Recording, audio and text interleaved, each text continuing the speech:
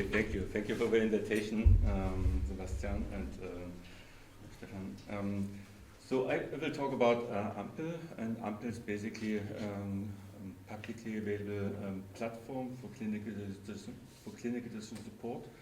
And we also raised or founded the Clinical Decision Support Network last year, beginning of last year, to bring the people together, because we also see the point that Odorinov has mentioned in his talk. We see the different groups working on more or less the same things, but they do not correlate to each other.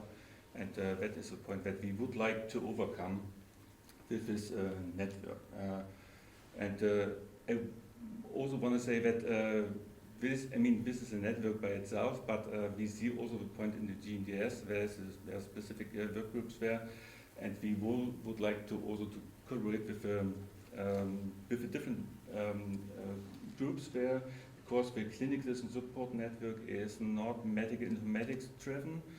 We have different people from the hospitals and clinicians invited there. They report about what they are doing there in their hospital, so it's let's say an interdisciplinary exchange of knowledge that we would like to drive with this network in collaboration with GMDS groups there.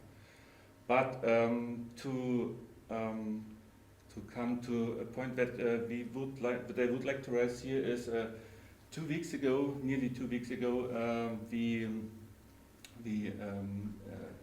created the public notice that our clinical decision support net system is now available, and we went the way for an in-house development. So we developed it by ourselves. Of course, there are different stations, different milestones that we reached. But at the end, we decided, and this is not only in part on our side, but we decided that together with the steering board of the hospital, and this is quite, let's say, a novum, because 10 years ago we developed so many systems by ourselves, academic systems, and none of them has found the way to the clinic. With the new steering board, we decided, okay, there could be a change, that we are a little bit faster, maybe, that we are probably a little more goal-driven, because we can directly take care about the requirements from the clinicians, and that's the result. As you probably know, from the regulatory point of view, there are two different ways you can bring in CDSS into the clinical practice. The first is basically using a certified product, and the second is to use an in-house developed product. So both ways are valid. You can use both of them. And to open that, I also have created yesterday a small picture here by AI, because I see there are not only 2 types, but I think there are 3 types. First is you can basically go to the market and see what is there, and then you just buy what is there. Just take a vendor and a product. You can also present the vendor with their products, and then you just select what is there, and you can install it on your site. And there is a little bit of customization always available, but we also see that normally there is no control over your data. You need to bring the data to the platform, if there is a platform, or sometimes it's only a tool available. And then you need to use what is there. On the second type, you select a vendor which allows you to develop the CDSS with you. So that it means you bring the medical knowledge to the vendor, and the vendor develops technology for you. And of course, the vendor takes care about your requirements you have, or the clinicians have in your hospital. And of course, at the end, there's a product that you can use, which is a little bit more customizable, but both types make it necessary that there is a certification at the end. So you need to take care about the vendor, because the vendor also needs to have a certification by its own. And the third type is basically you do it only by yourself. And that means you need to have the expertise available, not only the clinical expertise, the medical expertise, but also the technology expertise, and this is an important point, also the regulatory expertise in that way. Because it doesn't, so it's not sufficient to have only the technical, or bring the technical expertise together with medical expertise, which is emergently required for sure. But you need to take care of the regulatory expertise right from the beginning, otherwise you're definitely failing. And of course, as you can see, the first two types are the certification, or requires the certification of a product, and the third is basically the one you can do by your own, so in-house development, as we did it. Yeah, we used the third type for our CDSS. On the other hand, there is not, let's say, one strategy in the hospital that you can follow. At least in our hospital in Leipzig, we also follow all three types. So we developed our CDSS by our own, but for the radiology, for example, there is a solution out there where we just bought it. Yeah, there is a vendor that provides a large platform, and the vendor also provides so-called apps on this platform. You can just load the images, or MRIs, the CTs into the apps, and get some more information about that available. For the second type, we also selected a vendor that built, we call the system UKL GPT. So it's basically a system that takes all the documents you have available, so the clinical guidelines, documentation, the documents from guidelines, let's say steering board guidelines, Vorstandsbeschlüsse, something like that you can search for. It's not only a search system, but you can also ask some questions according to that, and then you get an answer out of the guide or from the document itself. And for that, we have all the bunch of all the different types available in our hospital. But for the clinical decision support net system, we decided to use the third type only. And why we did that?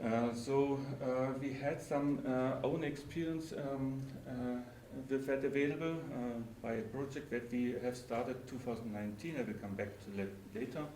And we would like to reuse all the collected expertise. And this is the thing also that Otto Riemer has mentioned in his talk. We had a very much hard talk with the steering board, because we had the opinion that, okay, the project is over, the research project, and now, yeah, let's see, you can also go. And we don't want to let the knowledge go.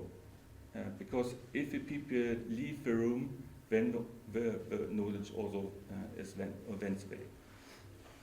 So that means we would like to reuse all the expertise that we have collected. That means the medical knowledge, the technology knowledge, and also the methodological knowledge. And what we added in the process is the regulatory knowledge. This means that we really requires this in the process. One more point is that we would like to prioritize the clinical endpoints, so the algorithms, the models that we would like to develop by the discussion with the clinicians. So we just say what kind of clinical endpoints we would like to work for, create the models for that. We would like to take the data sovereignty and the privacy into account. And one point is also that we do not want to be dependent on the market model pay per use. As I mentioned in the beginning, type 1 for the radiology, you need to upload your image into the platform, and then you can use all the different apps on top of the image. You get add some more information about the image that the app can detect in the image, but you need to pay for each use of the app, and of course it depends on the app you are using. So that means that you have initial costs in the hospital to buy the system, but the, let's say, variable costs are rising high because you are always paying as much as you're using the apps.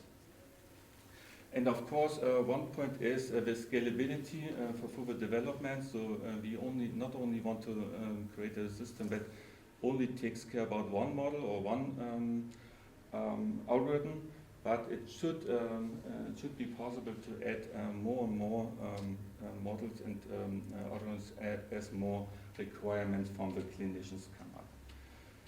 And the most promising point is the evidence gap that we see in the market, because you can buy tools, but nobody really explains you is it worth to do that?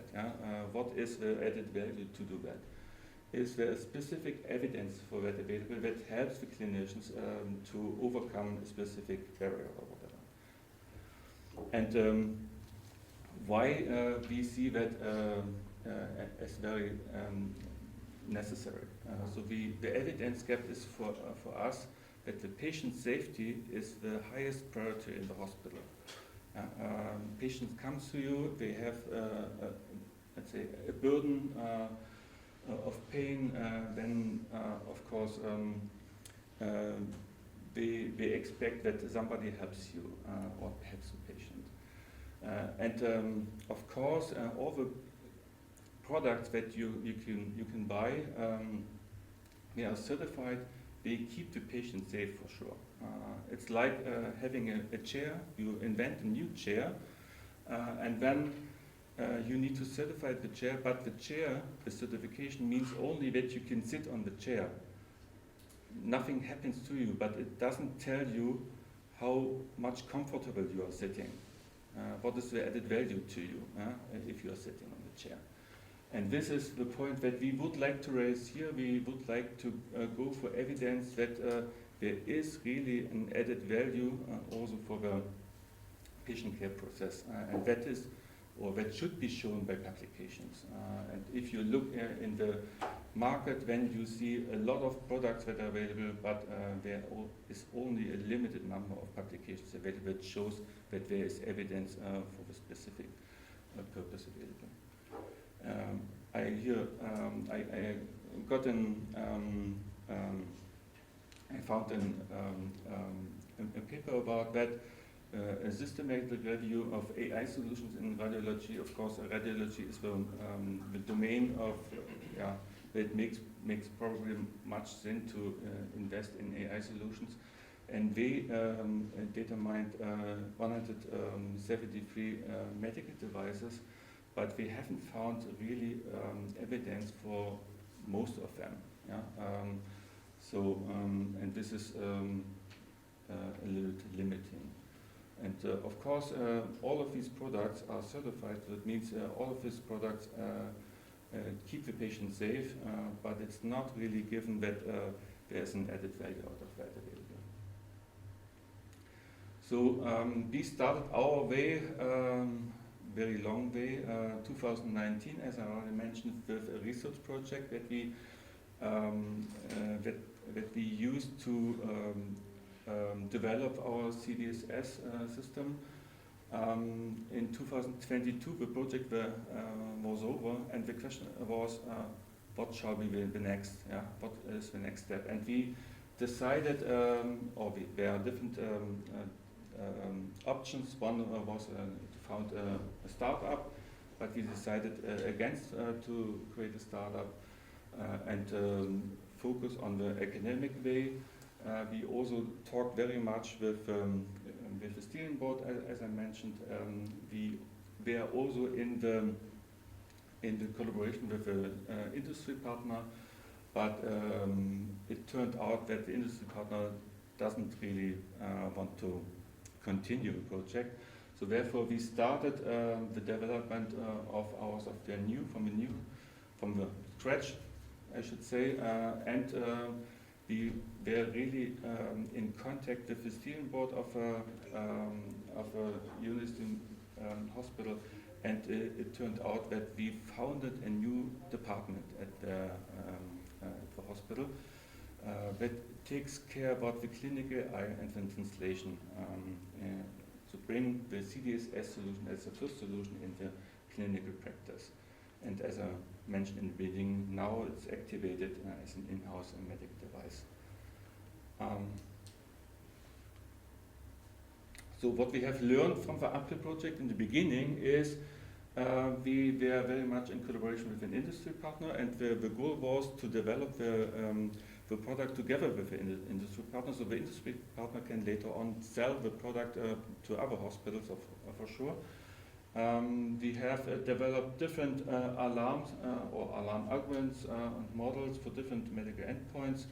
We have designed and implemented together with the industry partner complete infrastructure, and the result was that we have developed more than 14 algorithms, and we published the results together with the people from the industry partner. So the evidence was there, but we have seen that the industry partner who takes care about the infrastructure has developed a system that was really tight integrated into the SAP system, in the EHR system. And as you probably know, the EHR system, SAP, will not taken care or will not be, let's say, maintained anymore. Maybe by a specific company, but not by SAP. And it also turned out that there's no integration option available for AI-based models. So all the algorithms that we have developed were just if and else algorithms. And the most common point that drives or has driven our decision to make it by ourselves is that the industry partner really do not want to go the way for MDR certification.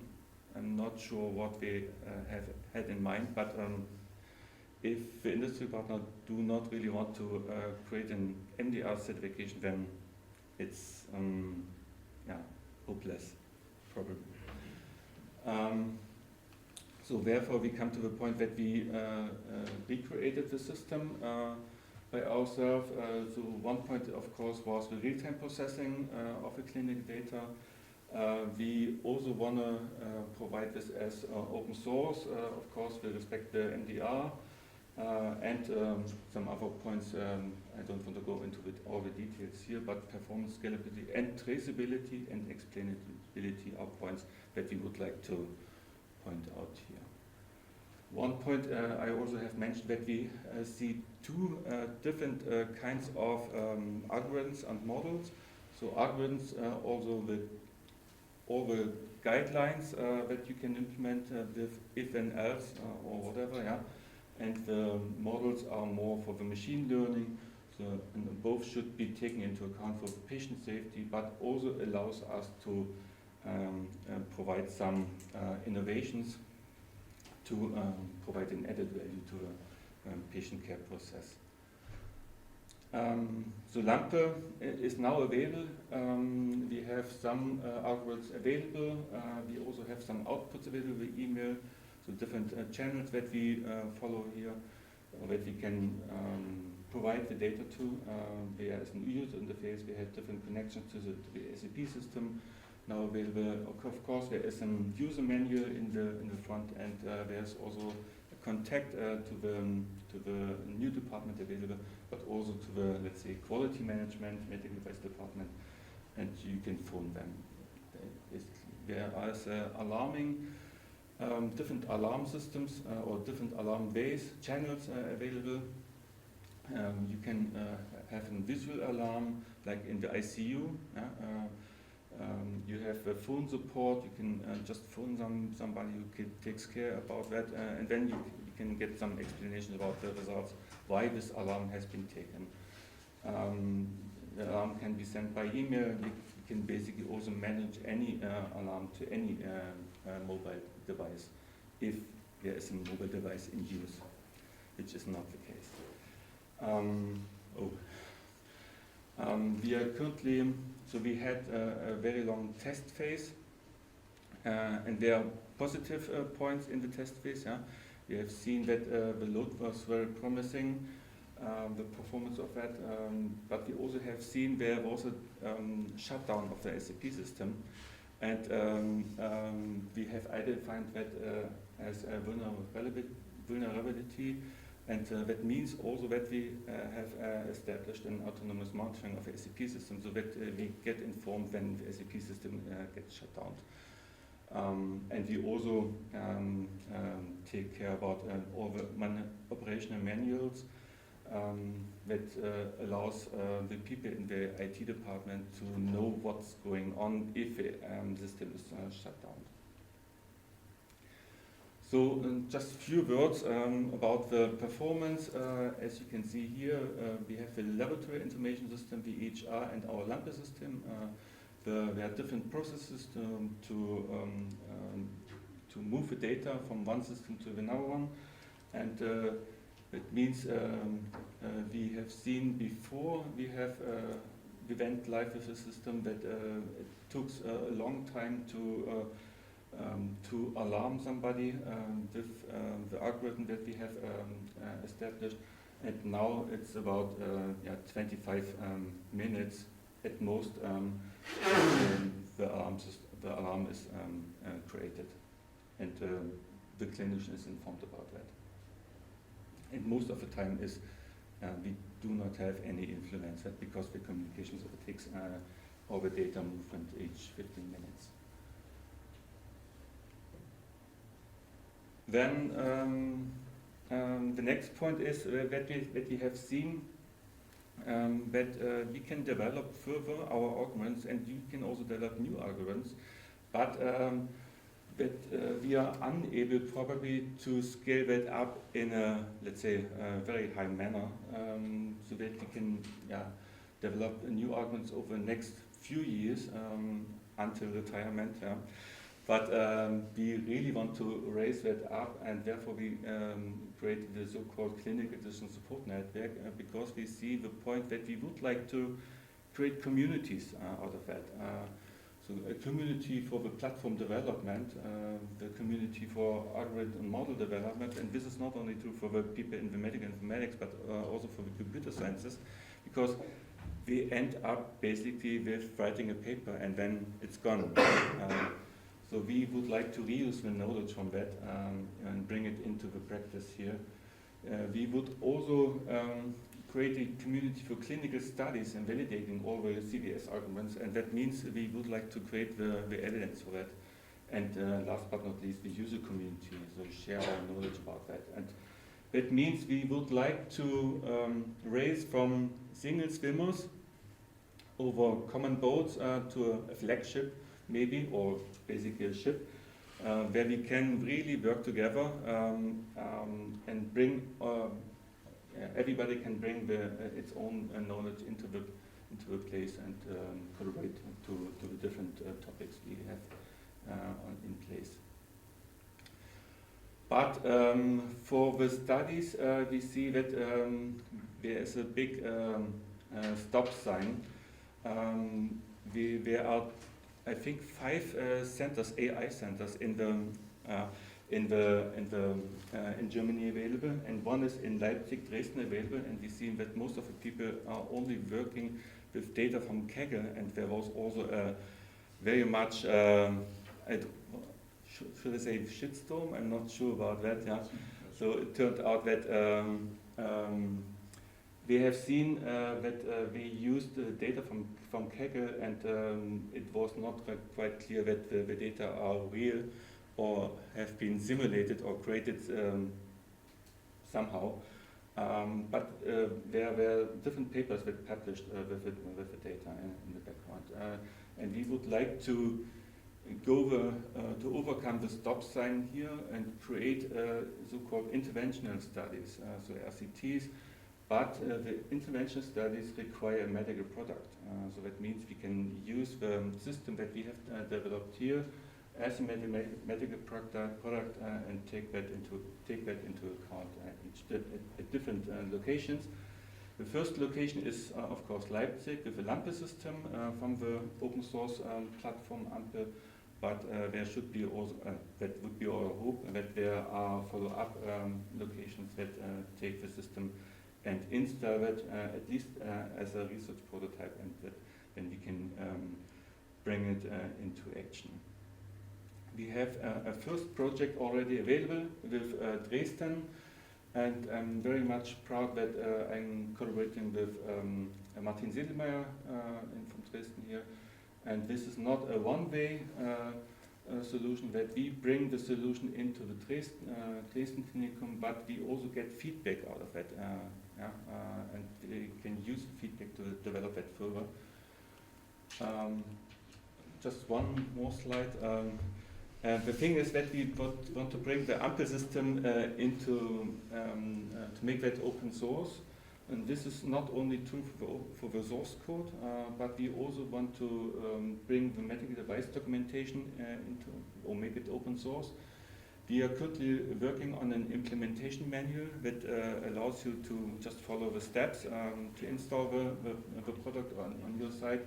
We also think about templates for studies, that the templates can be used to run the studies later on, so that we generate the evidence for the different algorithms, data sets, and information for the medical staff, so that there is really an added value for that available. What we don't can bring in is the data input pipelines, because as an in-house product you need to develop it by yourself, and there should be at least a small point of development included in that point. This is the core team. And I'm, last slide, my wish would be that let's take the medical AI open and collaborative, that we really collaborate to each other in different groups. Thank you.